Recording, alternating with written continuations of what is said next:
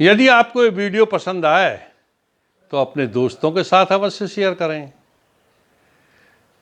वो पथ और पथिक सफलता क्या, वो पथ और पथिक सफलता क्या, जिस पथ में बिखरे सूल न हो।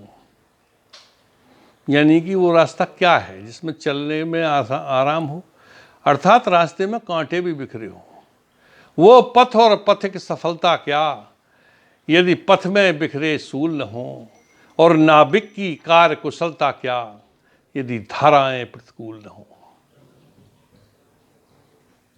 धाराओं को पार करने के लिए एक बच्चा अपना बस्ता लेकर प्रातः ही स्कूल चल देता है। रास्ते में गंगा नदी की धारा पड़ती है, परंतु आज तो नाव का किराया ही नहीं है। बच्चा अपनी जेब टटोलता है, तदुपरांत जब जेबों में कुछ नहीं मिलता तो कपड़े उतार कर बस्ता को सिर पर बांध लेता है तथा नदी में कूद पड़ता है। और बड़ी कठिनता से और काफ़ी परिश्रम करने के बाद वो चौड़ी धारा को पार करके स्कूल पहुंच जाता है। क्या आप जानते हैं कि तैरकर नदी पार करके स्कूल जाने वाला वो बच्चा कौन था? वो व्यक्ति भारत का महापुरुष और भारत का पूर्व प्रधानमंत्री था और नाम था लाल बहादुर शास्त्री।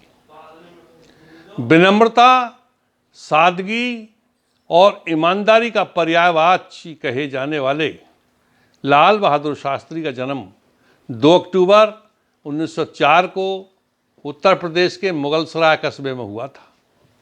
इनकी माता का नाम रामदुलारी और पिता का नाम शारदा प्रसाद था।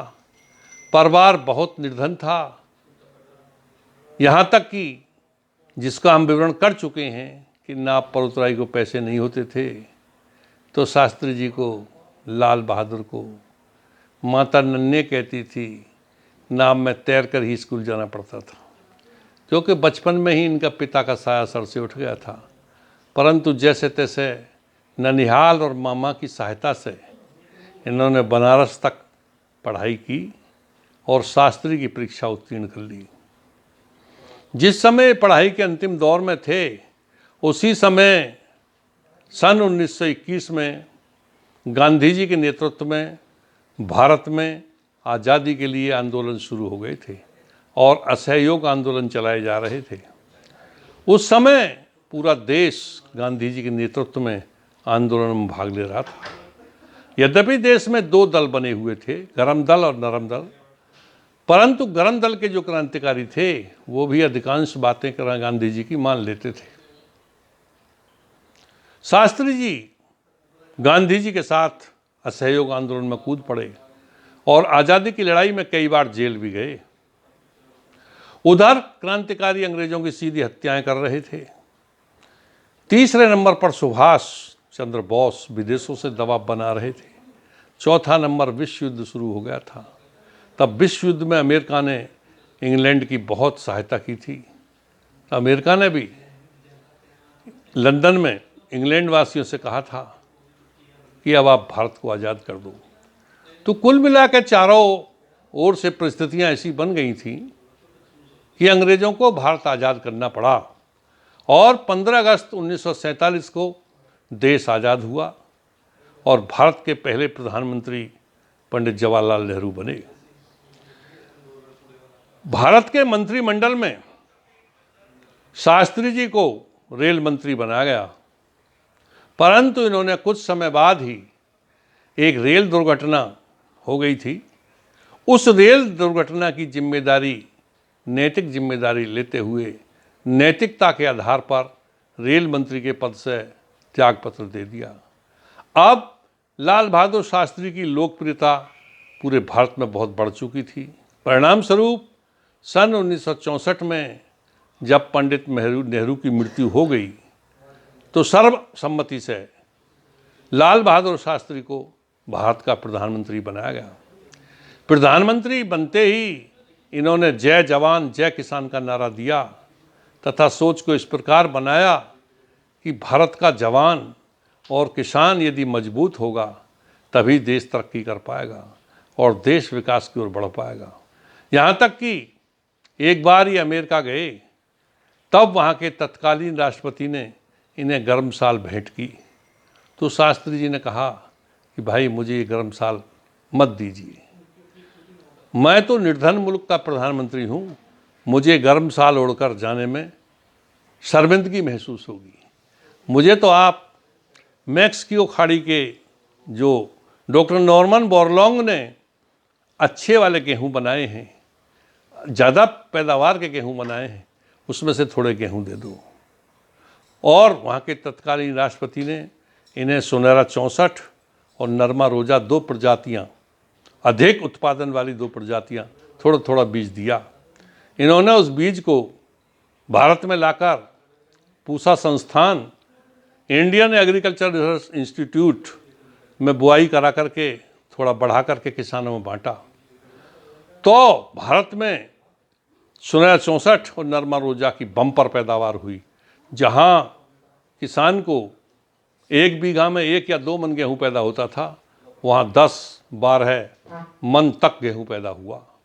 परिणाम ये हुआ कि हमारा देश भारत खाद्यान्न के मामले में, गेहूं के उत्पादन में आत्मनिर्भर होता चला गया और जो भारत में भुखमरी पहले फैलती थी उसमें कमी आनी शुरू हो गई। यानी कि किसान धीरे धीरे मजबूत होना शुरू हो गया। यही कार्य इन्होंने सेना के साथ किया। जवानों की सुविधाएं बढ़ाईं, उनको अच्छी वर्दियां, अच्छे हथियार, पैटर्न टैंक, बहुत सारे शस्त्र खरीदे और सेना को मजबूत किया। और सेना के मजबूत होते ही सन 1965 में पाकिस्तान द्वारा भारत पर हमला कर दिया गया। तो लाल बहादुर शास्त्री ने बड़ी ही बहादुरी के साथ पाकिस्तान को टक्कर ली और पीछे खदेड़ दिया। बाद में इसी मसले पर विश्व शांति के अनुरोध पर ये रूस में ताशकंद समझौता के लिए गए और विश्व के दबाव में, यानी कि समझौते के दबाव में, जो ज़मीन हमने पाकिस्तान की कब्जा ली थी या छीन ली थी, वो वापस देनी पड़ी। परिणाम स्वरूप ये सदमा को नहीं झेल पाए। शास्त्री जी के मन में बार बार ये विचार आते थे कि मैं भारत में जाकर क्या मुंह दिखाऊंगा। ये सदमे में आ गए। परिणाम स्वरूप इन्हें हृदयघात हो गया तथा स्वर्गवासी हो गए। इनके मरणोपरांत इन्हें भारत रत्न से भी नवाजा गया। और संक्षेप में हम इनके विषय में कह सकते हैं कि विश्व में ईमानदारी की मिसाल इनके अलावा कोई दूसरी नहीं है। सच्चे मानव वही हैं जो निज गुण नहीं गाएं, मान सदा दे गैर को परहित पर बल जाएं। वो सदैव ही सच्चा अच्छा ज्ञान सिखाते, देश समाज की सेवा में निज प्राण गंवाते। जन कल्याणी भाव सदा ही उनके मीते, अपने लिए नहीं सदैव गैरों को जीते। बन जाते अवतार मिटाकर अपनी हस्ती, चाहत उन्हें नहीं कि मिले लोकप्रियता सस्ती। लाल बहादुर ने पद देश में ऊंचा पाया, नहीं मन में कोई दर्प न जोड़ी निज को माया। यानी कि मन में कोई घमंड गरूर नहीं रहा। जीवन भर बहुत सादगी से बिताया और 1 रुपया सरकारी खर्च नहीं किया। यहाँ तक कि एक बार इनके बच्चे सरकारी गाड़ी में स्कूल जाने को बैठ गए थे, तो उतार दिए कि नहीं भाई ये सरकारी गाड़ी, आप पैदल जाइए जैसे हम जाना जाइए, परंतु आप सरकारी गाड़ी का प्रयोग नहीं करेंगे। तो लाल बहादुर ने पद देश में ऊंचा पाया, नहीं मन में कोई दर्प न जोड़ी निज को माया। सच्चे मन से ही अपना सर्वस्व लुटाया और क्या होता ईमान। सच्चे मन से ही अपना सर्वस्व लुटाया और क्या होता ईमान, विश्व को ये सिखलाया। जय जवान, जय किसान, जय जय।